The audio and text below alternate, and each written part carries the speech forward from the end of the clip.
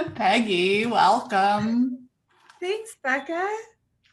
What Welcome is me and to this day, to this fine day it is to be alive. I feel like there's no point in me being like, hey Peggy, because people know we've been on Zoom for like 5 minutes before this. We've already said hello. Can you? It's fine. Oh my gosh, Becca, thank you so much for having me today. I'm so excited to be here. That's always real. No, but really, It makes me feel like I need to jump over into the Facebook group so I can actually see what's going on. there isn't much going on yet. Guys, just kidding. There's a few people joining live. If you're joining live, say hello. Let us know what's going on. I was just telling Peggy that, most of you probably know this, but I'm in the middle of organizing workshop week and it's like crunch time because we've got only a few days left before it starts. And I got a text a few minutes ago from Uber Eats saying that Mabs from Chalk by Mabs sent me a bubble tea because she knows that I'm probably not taking care of myself properly and wanted to send me a treat. The cutest thing ever. Yeah, but what I said to her was, you guys, I'm so stupid with Facebook. Do I just like look at what's on the page or do I click on something to make it bigger? I don't know what you're looking at. Just don't even pay attention to it. I'll pay attention to it for you. Okay, it's gone. What I thought was really funny though was that it's like she's not eating enough and eating properly or whatever it is, and it's a bubble tea. Like it's a liquid. Like is there nutrition in this thing? There's no nutrition, but this is like a snack. Kind of. The bubbles are like a snack. And let me ask you something that I don't want anybody to be upset that I don't know. What is a bubble tea exactly? Because in my mind, it's like, okay, do you know those little they look like beads, like colorful beads, and then you put them in water and they expand, and you put those are like vase things that hold water, and like you can put your flowers in them and it's like all pretty, but there's not like liquid water. So in my mind, it's like an edible version of that. It is almost identical to that. Okay. Except it's not poison. Okay. Oh. So these are actually like tapioca, basically made of tapioca. Yeah. They kind of taste like nothing, but they're fun to like chew on. The first time I ever had bubble tea, I hated it. I thought it was the most disgusting, foul, like I must have had a really bad one or something. So I didn't touch it for years. And then Mabs and I did window artwork for a bubble tea company here in Ottawa. And they just gave us free bubble tea all day. And I got absolutely obsessed with it. So that's what, but it's like, it's actually just, it's a tea. It's like a cold brewed tea, different flavors. And sometimes there's milk in them. Sometimes, Isn't tapioca like rice? Because tapioca, okay, maybe this is in my mind because this is probably in my mind from childhood, because I remember I would get pudding in my lunch snack, my lunch snacks. And I loved the chocolate pudding and I was okay with the vanilla and then sometimes okay with the butterscotch. And it's like, why aren't you just going with chocolate? And then tapioca got in there one time and they never did it again for me because I was like, tapioca pudding. There's tapioca pudding and then there's rice pudding. Both of them are probably gross you out if you don't like chunks in your pudding, but they're different things. Yeah. Why would you like the chunks in the pudding if it's like, it could be confused with, oh, this pudding has been sitting out too long and there's a film around the top. It's like a similar texture. So when you get that in your mouth, it's like, is it the film or is it the tapioca? I love that we've been on here for 5 minutes already just talking about bubble tea and pudding. But I mean, that's what these sessions are for. It's just supposed to be like us talking about random stuff. So here we are. But I do. Everybody's very engaged.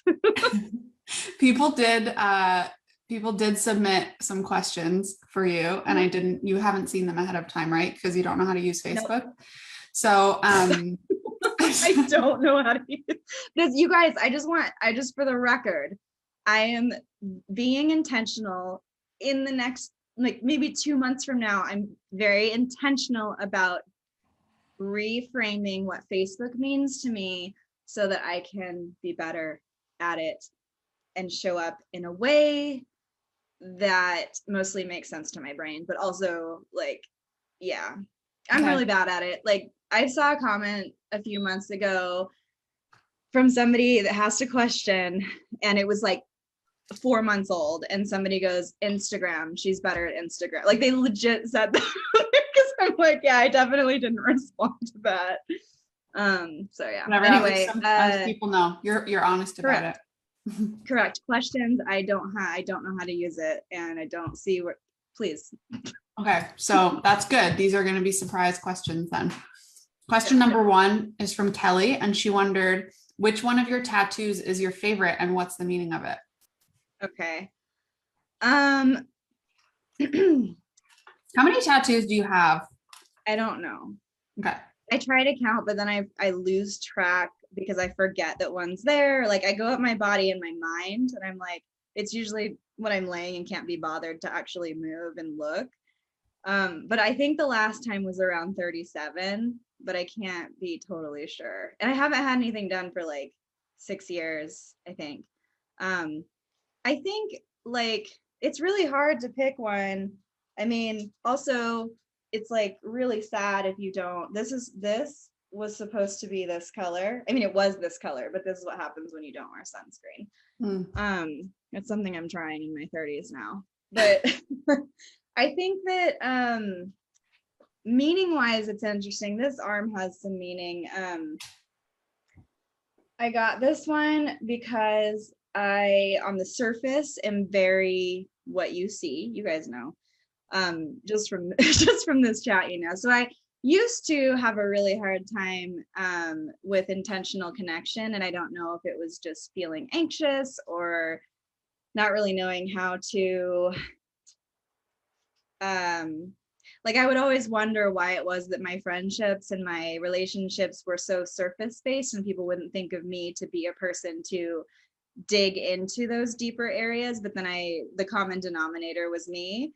And so it was kind of like a changing point in my life to be like, hey, like I actually do have some depth here, and how can I rechannel that to where I'm comfortable being vulnerable, because vulnerability is bravery. It was kind of like a changing point. And this one was actually like a healing situation as well.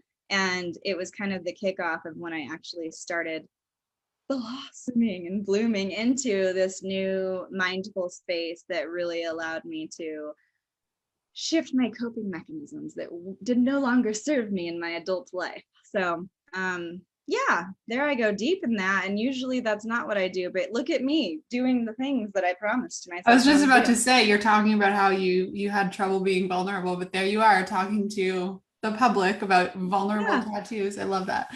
I feel really like it helped. Go ahead. I was going to say, I feel like some people, when they're asked about their tattoos, just like none of them mean anything. Like my brother, for example, he has a lot of tattoo artist friends, and so they just like do what they want on his body, and none of them mean anything to him. He has a piece of pizza tattooed on his leg, just because, you know, they were having pizza and doing tattoos one night, you know. And then also some people, when some people get asked about their tattoos, they like don't want to talk about them. Yeah. Here, okay, don't take this the wrong way, but I feel that way a lot of times, but it's not because there's a legitimate reason. Like okay, so for example, I was walking, my best example of this was I was walking in downtown Portland, and I had long sleeves on that were pulled up. I'm not even kidding, just this far. And someone's like your tats. What do they mean? Or like, you know, like it's just like you see this much. They didn't have that voice, but in my mind they were that douchey. And so you know, it's like that kind of stuff. It's like, oh, and then somebody actually, you know, when people grab you and like want to look, and it's like you're a total stranger. Like, I mean, I'm all about, but also it's not really what my icebreakers around. Like, and I understand it's like there's that fight with, well, you know, if you don't want attention, don't put it on your body. But it's like it's your body. I don't know. There's so much around it. So I could see that, but I think that I feel so open to talking about them and this community, especially because my mental health journey is exactly what brought me into art, you know, and into creation and into being able to connect on a level that like we all very well understand, because it's like we're all very passionate about it, and it's allowing us to do something for us but then share it, and I think that's cool. So yeah. Love it. All right. I'm just going through like my weird questions next. What's the last meal you ate? Oh, I had about 30 minutes ago, I had a delightful breakfast sandwich that Laura made. It was so I'm obsessed with eggs. I eat like four eggs minimum a day. I love eggs any way I can get them, like boiled, over medium, over what is it, easy, over hard, scrambled. Like I love eggs. So anyway, it was over medium, over easy. Is there a easy medium in between? Anyway, with sriracha, delightful, very good, on an English muffin, the thin ones, the 100 carb ones, 60 carb ones. Mm-hmm. Okay. Thank God. You know, it was a question. I just wanted to be okay. This is funny. This question is next, because I think people will know the answer just by the first 10 minutes of this call. Are you an introvert or an extrovert? Is that a real question here? Okay. I think that it's very difficult for somebody to say they're an extrovert, because every single human being has that inside of them where they're like, I need decompression time. Like I need to be able to have my own time, cancel plans are my favorite plans, all those things. And all those things do apply to me. I do need recharging time. However, I find that I actually thrive and my energy comes out more when I'm interacting. I never want it to end. And so what does that say? First, I thought this was like a thing, just like a default, because I don't like to feel awkward. I don't like small talk. I don't like talking about, like, if someone legitimately is talking to me about the weather, it's like I'm sitting there trying to read them like, I'll talk to you about the weather. Like I have a lot to say about it, but like, is this one of those things where we don't care? Like, or are we going to talk about it? You know? So yeah, I don't like small. I'm an extrovert. Long answer short. Yeah. No, I feel the exact same way. And like, I know some people, you know, they'll say, I'm not an introvert or an extrovert. I'm an ambivert because I like both. But no, like what you said, you can still be. Yeah, but you're still an extrovert. But like you said, every human needs decompression time. You don't want to be constantly talking in groups. But yeah, I definitely, someone said to me like next week when I'm live streaming for 5 hours, like, oh my God, aren't you going to need like, you know, aren't you going to be like, isn't that going to be so hard? And I'm like, well, yeah, but also when I'm doing this kind of stuff is like when I'm getting more energy, you know? Yeah. It's like by the end of events like that, or like literally like after the holiday party, for example, where like it was just a constant like outgoing extroverted thing.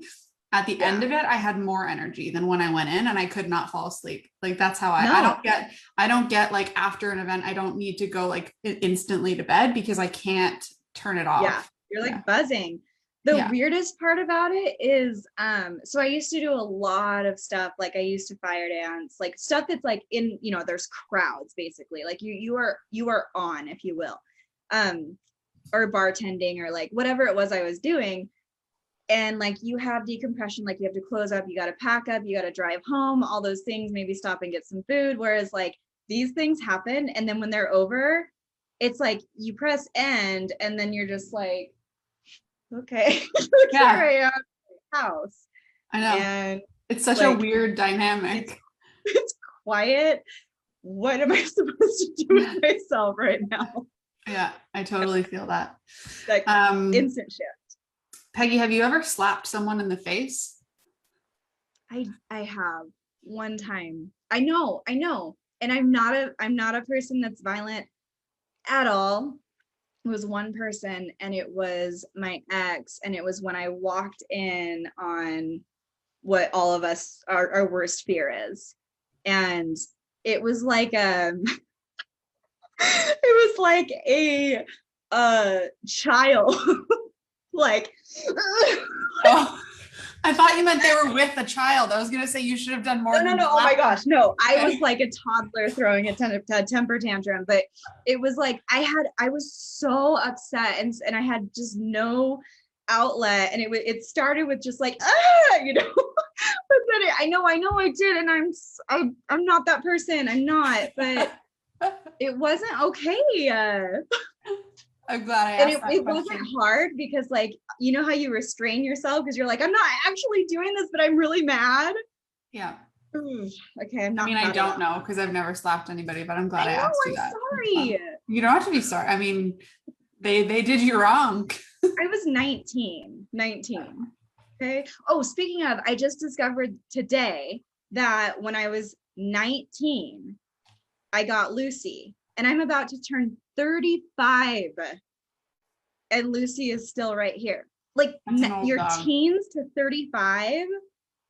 Is she the oldest pug? No, the oldest pug actually lived to be 27, which I think is hilarious to think about. The more you know, random facts. That's insane. I know. Okay, Peggy, which art project from one of your fellow Workshop Week instructors would you want to try first, and why? This isn't even a me question. This is an audience question. This is a terrible question because now I need to go to the website and actually look. You guys, I've been really busy. I've been on vacation this whole planning time. What is the actual URL, Becca? Workshopweek.co. Oh, .co. I mean, the easy answer, because I see him in the chat, is you could say you're interested in watching Terrence's video. Terrence. I know, I saw him in the chat too. That is the easy answer. Well, but I really love answering these types of questions. I'm going to say Terrence, but then in the background, you guys aren't even going to know I'm doing it. Okay, I'm going to. Yeah, you scroll through those. And the next question I feel like is an easy one for you to answer while you're doing that. And that is, why is your business called the Pigeon Letters? I love this question because I have a very in-depth response to it. Okay, so, I mean, Jimbo, I just have to say, like, everything that Jimbo does is literal magic, actual gold, like 24 karat style. So I haven't seen Terrence's pop up yet because I'm scrolling so fast, but I obviously even just the screen thingy of Jimbo's. Also, I would like to do Becca's because the surprise Becca one. Anybody loves a surprise. Okay, those are my answers. The Pigeon Letters. Okay, quick history lesson. Sort of a sneak peek to my surprise lesson right here, if anybody's paying attention. Oh, just right there. A sneak peek is just pen. I was doing tests on it yesterday. Just pens is all you see. Well, yeah, just but pens. It's a certain kind of pen. Yeah, that's a huge clue. I love that people guess, like how people guess when you're like, what do you think it is? And like, even though I know what the things are, I still don't have any idea what you're alluding to from your hints. And then some people are like so close, and I'm like, but how? Like, how do you get that from this? Like, the one clue from Workshop Week that was like all the different celebrities, and everybody was so confused. Did you see that one? It was like, I put 5 different celebrities, and I just said, this is a clue for Workshop Week. And people were so thrown off by it, but all of them had birthdays on the dates of Workshop Week. Oh, that's too hard. But see, that makes so much sense because you love trivia. So of course that is, did you see how good that was of me laughing at what Terrence said, multitasking while speaking? I just wanted to point that out that I'm very good. No, that is really good. Okay, I'm answering this question. Listen. Quick history lesson. The Pigeon Post was like before snail mail, like it was used in war times to deliver messages. So basically, the pigeon was the first before we get into this, I love pigeons. They're so cute. They're so cute and they're plump and the way they walk and they're beautiful coloring. I just think that they are just spectacular. They are so cute. And they're just underappreciated. Okay, so they were the first domesticated bird. They have homing abilities, and homing abilities, a lot of, not a lot, but there are a handful of animals that have homing abilities, which essentially is like, they get taken to wherever it is they get taken and they can find their way back to where they started. So pigeons have that. So during, I think it was World War, can't remember if it was one or two. I should know because this is my thing, but pigeons were transported to soldiers or to whoever, and then they were able to attach messages to their legs, and then they flew back. And it was like, think about the gravity of what those messages said and how they were delivered. Like, that's such a priceless carry, but then you're also relying on this little adorable plump companion to do this for you. I just think it's kind of like, it's incredible. So I loved pigeons, and so I started with calligraphy, modern calligraphy, brush lettering, and I thought, the pigeon letters, okay, so let's see how this goes. And I actually was really nervous when I started to pivot a little bit. I wouldn't say pivot, I'd say add more art forms into what I do. And I'm like, okay, I have letters at the end of this. Like, this is like people who name themselves like Peggy calligraphy, and then they go off and they do a lot of watercolor, but it actually still works because letters is even more of a play on the pigeon post, because I am delivering a message that I feel is really important behind why it is that I do what I do. So that's my nutshell of the pigeon letters, and it makes me really happy. Also, I want to just tell people, if they are thinking of naming things or overthinking it or getting other people's opinions, the only opinion I got about that name was a hard no. It was like, this is not a good branding name. This is not something that's going to do well for you. And okay. Here we are. Yeah. So there we go. Okay, you touched on the fact that you do a bunch of different art, which brings us to the next question, which is, Lisa asked, I've noticed that you do so many types of art. Which do you enjoy the most? This varies. I truly enjoy all forms. I get bored so quickly. However, I need to be creative at all times. So it's like, I think that lettering can never get boring because there are so many, there's just so many words in the world, and there's so many different things that you can do with those words, and there's so many different styles. And so it's like, lettering, calligraphy, adding flourishes or swashes or not or monoline. Like, there's just it's like mini art forms in itself. I don't think you could ever get bored with it. I haven't done a lot of it in the last couple of years, and I don't know why. I don't have a good reason why. It just hasn't. It's not that, I don't know. I think I'm just content focused because I've been building so many courses, but and I have a lettering thing. So it's hard because when when it's your job, you kind of shift what does your creative time even look like, and you don't have time to think because you just want to dive in. I love painting. I love gouache. It's so satisfying to use. I love line drawing. I can't. See, I'm just going off on the whole thing. I can't. I think I agree with what you're saying about lettering, though, that lettering is great. And I feel like the reason why I'm so drawn to lettering as a whole is because you can do so many different things with it. I'll sit down with just I pick anything out of this dream box and I'll sit down to create something, and letters always come out, and you can do it with any medium, I could say that I like painting the most, but I'm probably going to paint letters, Yeah. No, it's so true. And that's how all of these other avenues opened up for me, was because of lettering. And I just wanted to add embellishments or add in some flair. Even with kind of useful, it's useful art, Yeah.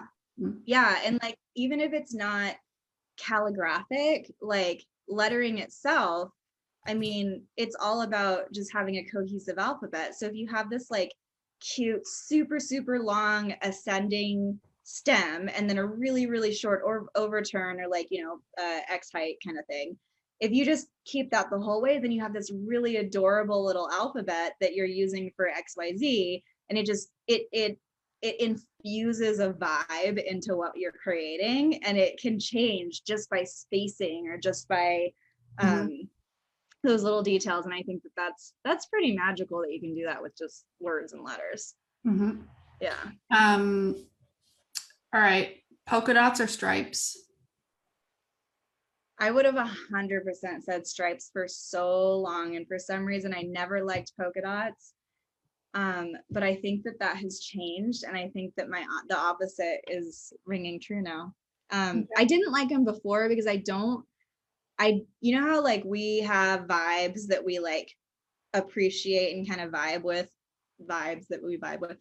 but like I like post-apocalyptic stuff. I think that's really fun. Like I'll always be on board with that. And then maybe like 19 or 1890s Victorian, which kind of plays into post-apocalyptic because then those two marry and then it's steampunk. But then there's like the 50s and 60s, like, but there's the like the pinup and like maybe Minnie Mousey kind of pinup stuff. I can't get down with that. And that's where a lot of polka dots came up. And that's also why I don't really like cherry embellishments. It's just like not something that I don't know. But that being said, I'm really warming up to polka dots. Like just like flat, good, solid, even bigger ones. You're just such a funny person to talk to because like polka dots versus stripes is such a simple question. And you're over there talking about like post-apocalyptic eras.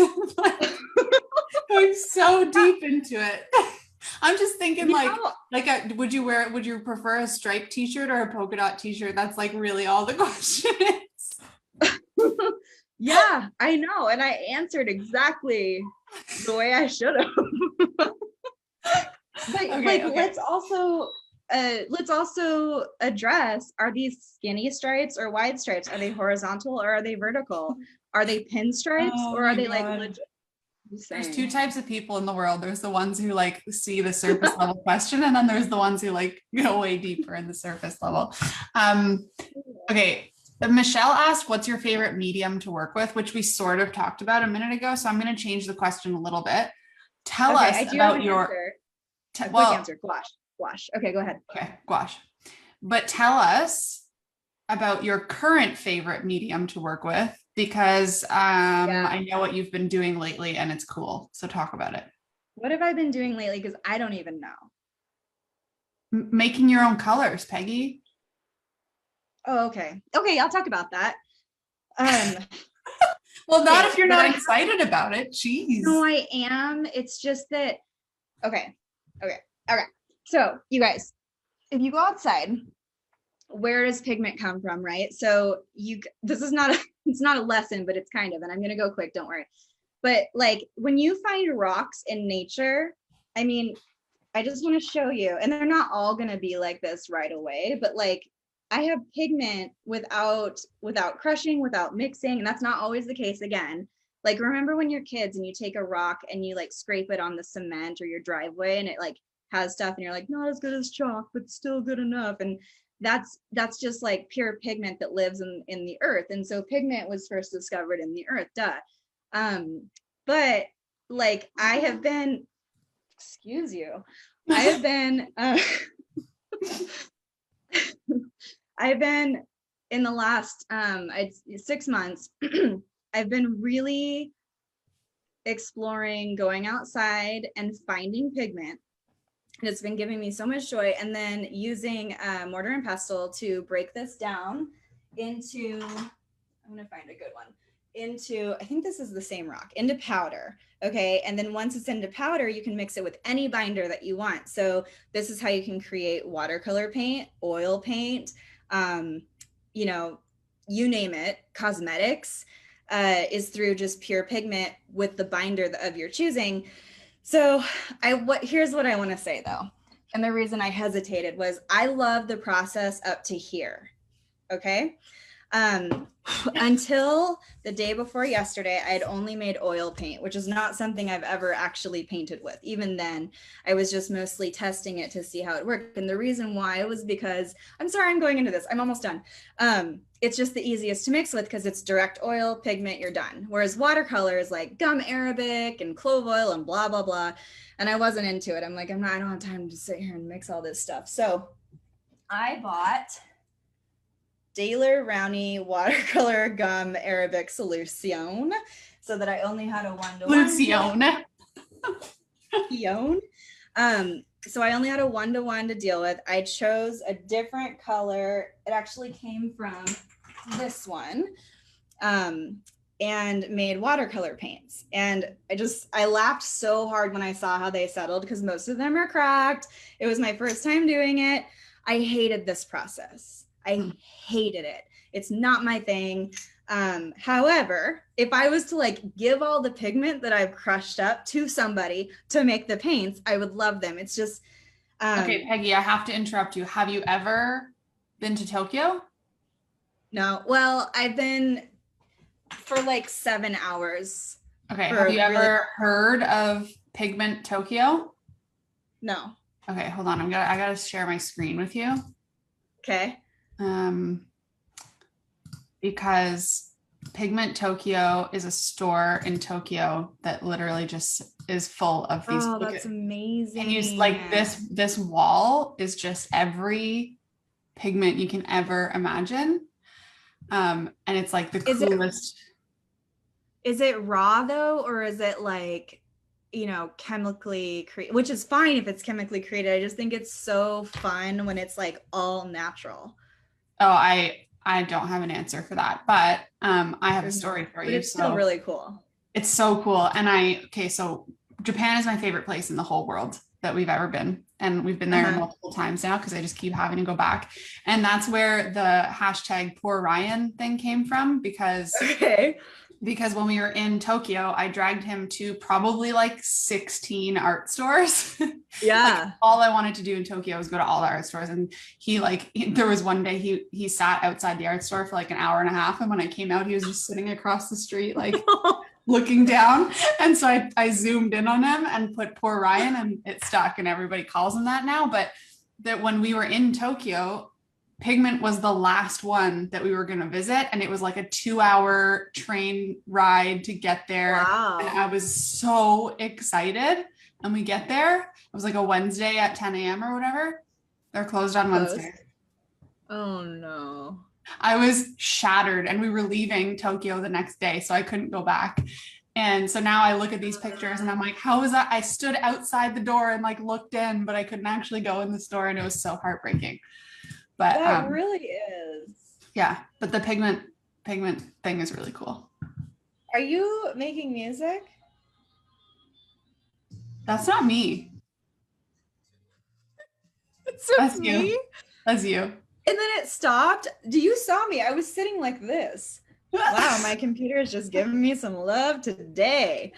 It's like when something really magical happens in a TV show or a movie, and then there's like the background music. I feel like that's what just happened when you were telling your pigment story. But it was like more upbeat than what you were saying. That is really, really sad. But yeah, I think color is really cool. There's a book called, I think it's actually just called Color, and book on color. I'm going to tell you what it is. Okay, it's Color, A Natural History of the Palette, and it's by Victoria Finlay. Maybe it's Finlay, but it's Finlay spelled that way. And I haven't read the whole thing, but I've read the first most. It's really interesting if you guys like color and learning about where it came from and how it's been. And what I like about this book in particular is that she specifically was like, I think she worked in a totally different field, but whatever it was that was pulling her to these colors, she just kept diving in about it. And then she ended up taking a total shift just to like deep dive and visit all of these places where color was first discovered and seeing like the process and how it was working. And she just loved color in general. So it's actually really, I mean, if you like to nerd out about colors, it's fun. I think artists do. Many some. Yep. If I went onto your Spotify and looked at what you've been listening to lately, what is it? Okay. I have 3 go-tos. And when I say that, I mean in the last 2 years, I've probably only listened to them and then maybe listened to somebody like randomly for 20 minutes one day. But number 1 is Billie Eilish. I'm not 14. I don't think that I just think that she is, first of all, I liked her before she was popular. I invented liking her, so just a little bit better than everybody else. No, but I love Billie Eilish. I love Okay, so that's number 1. Number 2, Brandy Carlisle.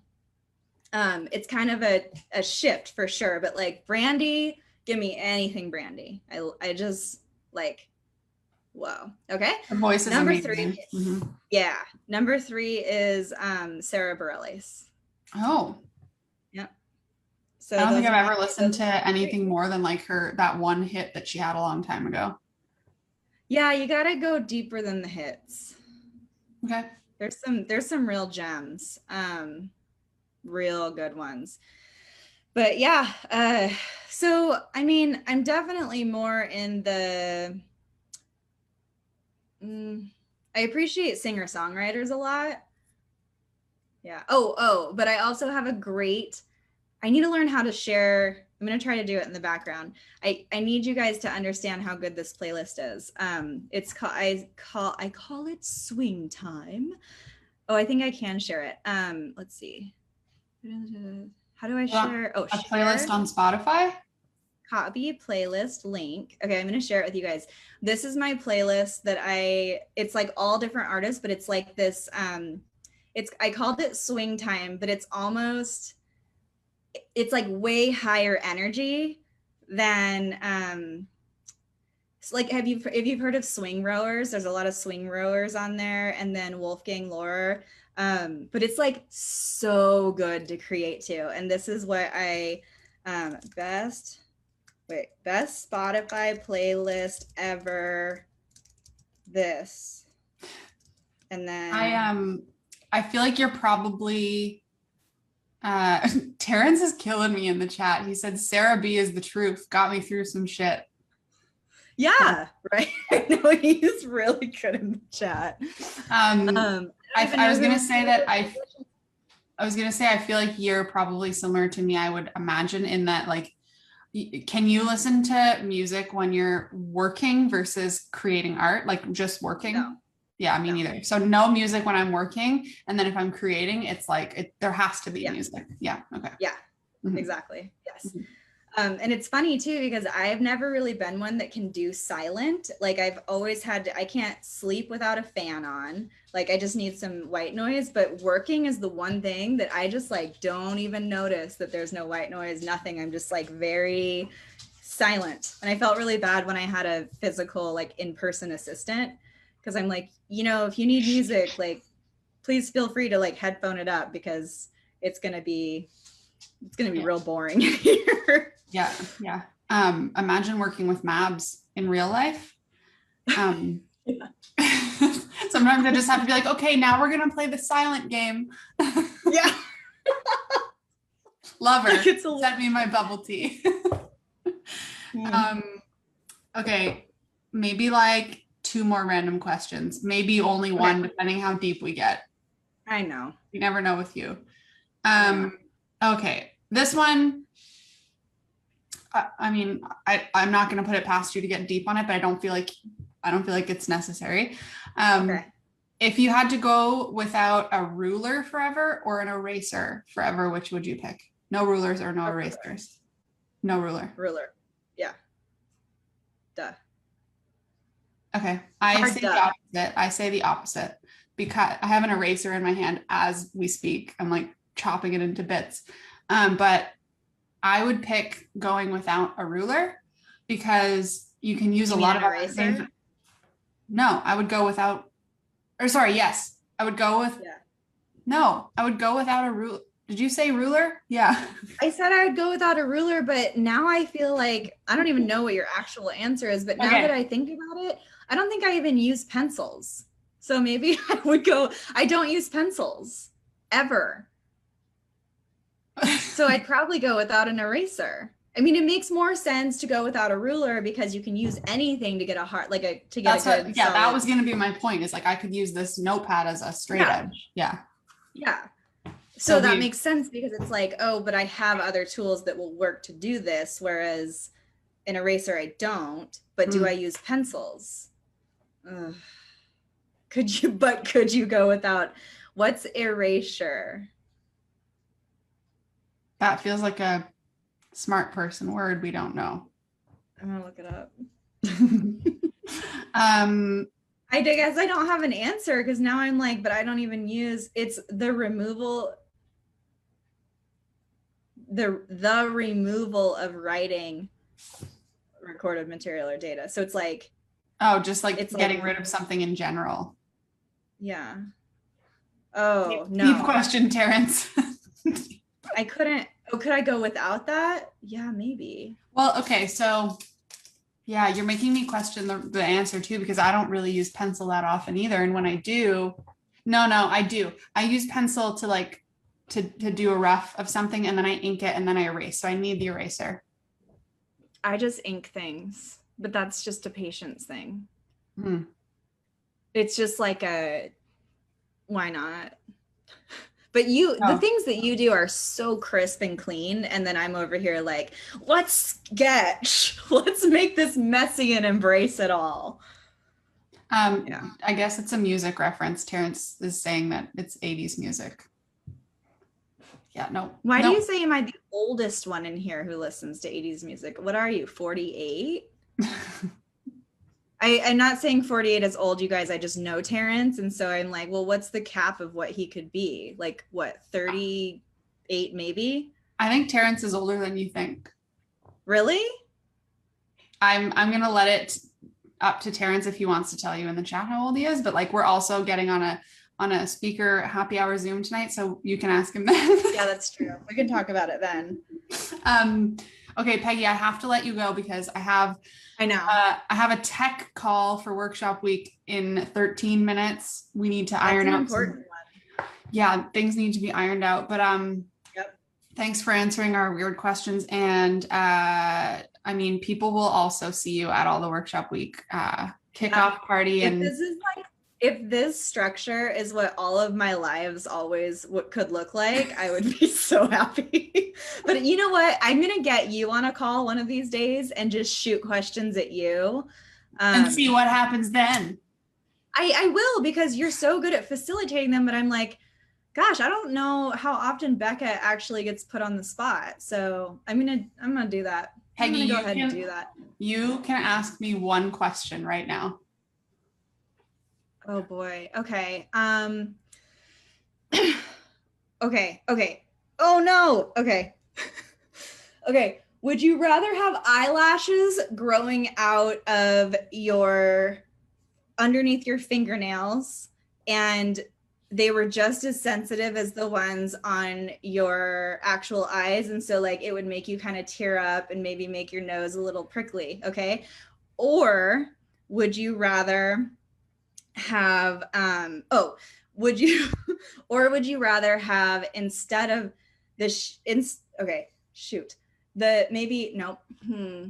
or would you rather have your lips be made out of they might look the same, but be made out of the same sensations of the bottoms of your feet, and they always felt because of like the texture in the air. Okay, no, they do look like the skin on the bottom of your feet also.